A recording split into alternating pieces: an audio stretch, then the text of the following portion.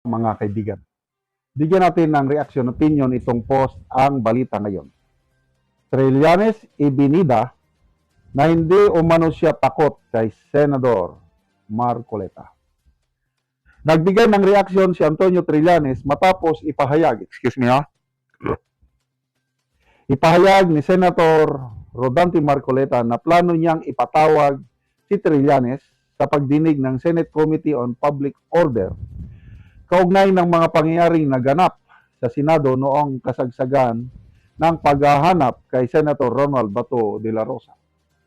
Matatanda ng sinabi ni Marcoleta na bilang Vice Chairman ng Committee on Public Order, balak niyang ipatawag sina Trillanes, mga opisyal ng NBI at Department of Justice upang magpaliwanag kaugnay ng umano'y pagtugis kay Senator Bato de la Rosa at iba pang pangyayari na ganap noong Mayo 11 hanggang Mayo 13. Partikular na binanggit ni Marcoleta na nais niyang maimbestigahan ang naging papel ni Trillanes sa mga pangyayari. Patatawag ko rin si Trillanes na nagwawagayway doon ng warrant of arrest. Doon kailangang maimbestigahan yan. Yan ang payag ni Senator Marcoleta. Si Trillanes naman, hindi ako natatakot. Sa kanyang tugon, sinabi ni Trillanes na wala siyang ikinakatakot sa planong pagdinig at iginiit na hindi siya inutusan ni Senator Bato de la Rosa na dumalo sa naturang pulong. Hindi ako natatakot kay Marcoleta. Pero time and again, paulit-ulit ko nang sinasabi, nandun ako kasi hinamon ako ni Bato. Ayon kay Trillanes, ang kanyang pagdalo noon ay tugon lamang sa isang hamon at hindi dahil sa anumang direktiba mula kay De La Rosa. Ngayon, hindi yon utos. Hindi ako inutosan ni Bato. Hinamon niya ako. Ang hamon, pwede mong i-accept yung challenge o hindi. So, I accepted that challenge. Ngayon, sabi ko nga, kung si Marcoleta ay hahamunin niya akong pumunta ng Senado para batukan siya, batukan na, I will accept that as well. Grabe, oh. Wala pang tugon si Senator Marcoleta sa reaksyon ni Trillanes. Matinding bangayan ito. Babatukan niya ang isang senador. Reaksyon. 1,200. Kapupos pa lang ito, ha. Wala pang 30 minutes. 1,200 ang nag-react.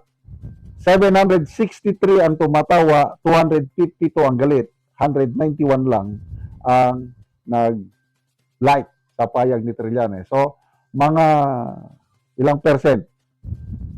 Mga 90% ang hindi naniniwala, galit dito kay Trillanes. 10% lang ang sumusuporta sa kanya. Basta tayo ng mga comments. Ito pala. Yung rason ni Trillanes na nandun siya dahil hinamon daw siya ni Bato. Ang response noon ni Marcoleta is, kung sinabi ba ni Bato na kainin niya ang tae niya, kakainin niya ang tae? Ay, nako. Ito. This mama, sira na talaga utak nito. Meaning si Trillanes.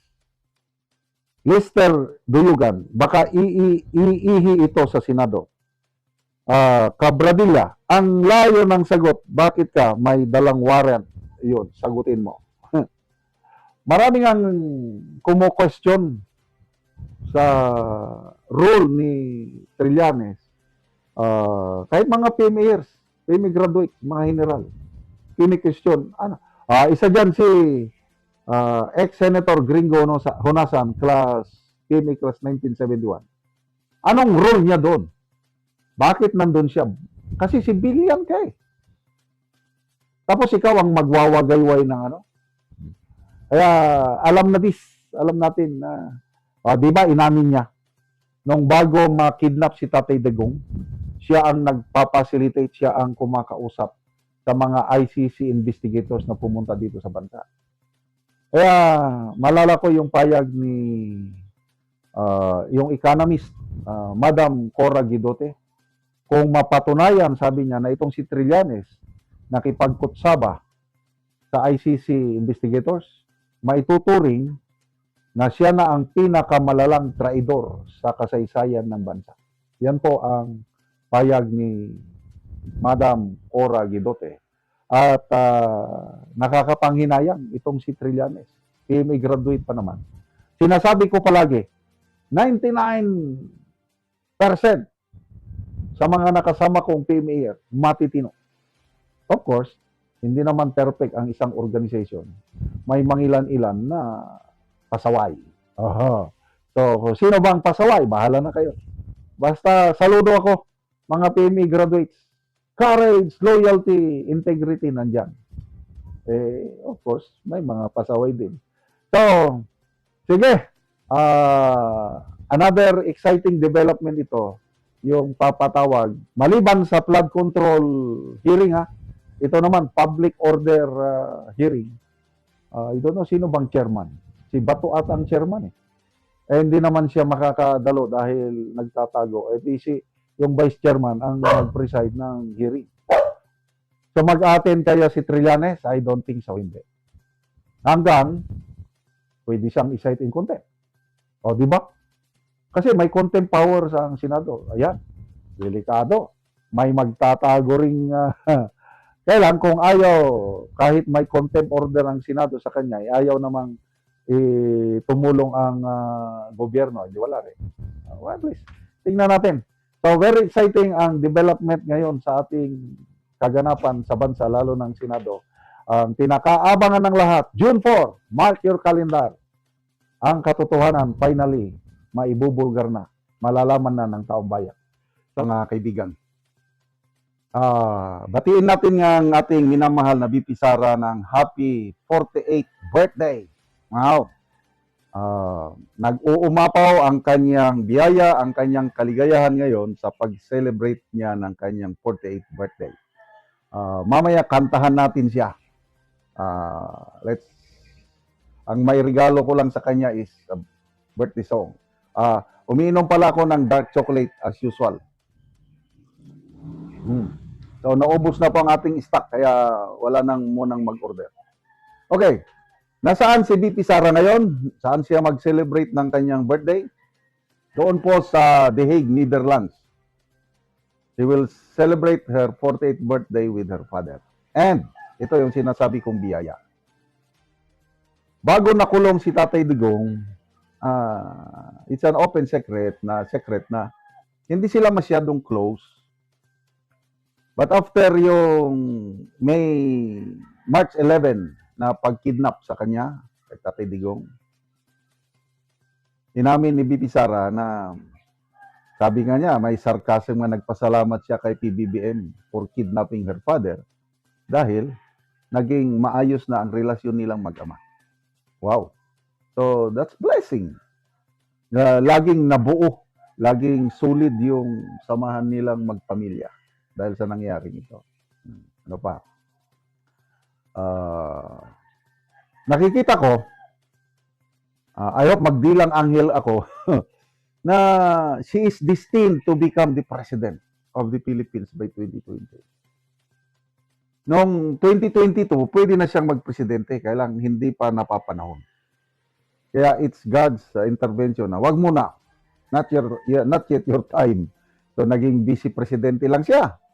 O ngayon, nag-undergo siya ng grabing testing, trial sa buhay niya. These are all preparations for her to become a president by 2020. Una kong nakita na God's hand, kumagalaw ang Diyos sa buhay niya. Kita ko yung last year na election, yung pag-endorse niya sa candidacy ni Senator Amy at Senator Camille Villar. Di ba, karamihan sa atin, ayaw na nating botohan si Senator Amy. Ako ayaw ko na eh. No, never to Marcos again ako eh. Kaya lang dahil may wisdom si BP Sara, nindorse niya, why not? Ganon din si Camille Villar, ayaw ko siyang botohan. Kaya lang because of BP Sara, nakita ko may wisdom. Binutuhan natin, maraming bumoto sa kay Villar, kaya nanalo sila. O tingnan nyo ngayon. Kaya laking tulong nila ngayon sa Senado. Paano sila makabuo ng Brave 13 ngayon kung walang Bilyar, Camille at saka Amy. Oh, di ba?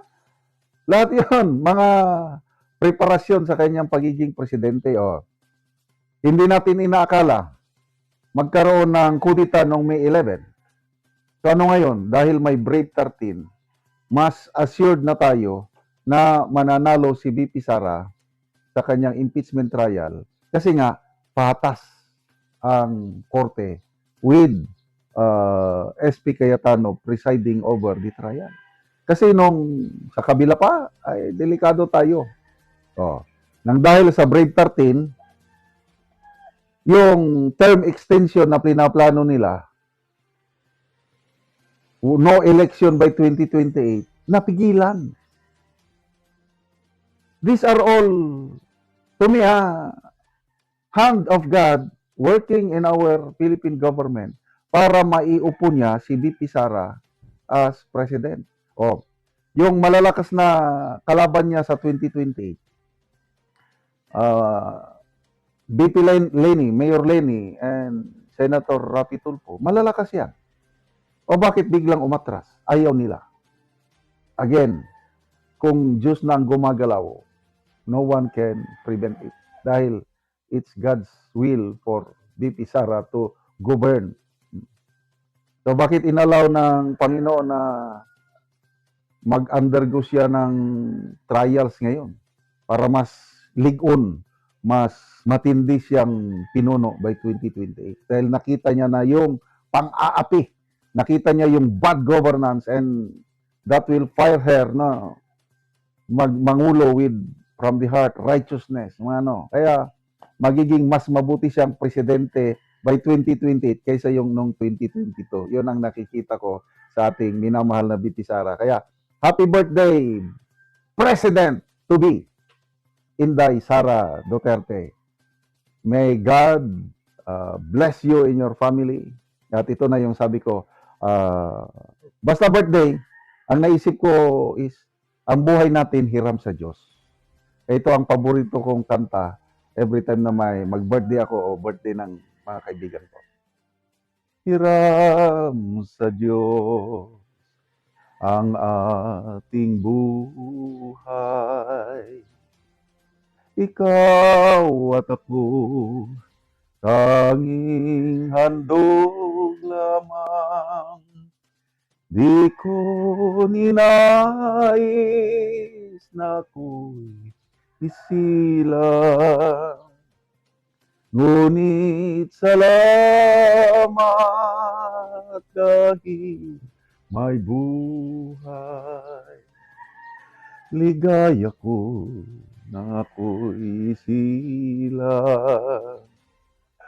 Pagkataon ay mayroong dangal, sinong may pag-ibig, sinong nagmamahal, kundi ang tao, Diyos ang pinagmulan, kundi ako umibig, kundi ang halaga, ang buhay kong handog. Ang buhay ko'y hiram sa Diyos, kundi ako nagmamahal. Sino ako? Happy birthday, VP Inday Sara! Ang Diyos ang mag-uban kanimo, mag-uban. God be with you. Laban lang po tayo. 2028 is fast approaching. We're so excited to see another Duterte uupo sa Malacanang na presidente ng bansang ito. Salamat mga kaibigan sa inyong pagsubaybay sa channel nito. Nakakatulong kayo ng malaki sa tribong Talantig ng Bukidnon dahil ang sweldo natin sa channel na ito is pantulong sa tribo. Namimigay tayo ng libreng yero at pako para makapagpatayo sila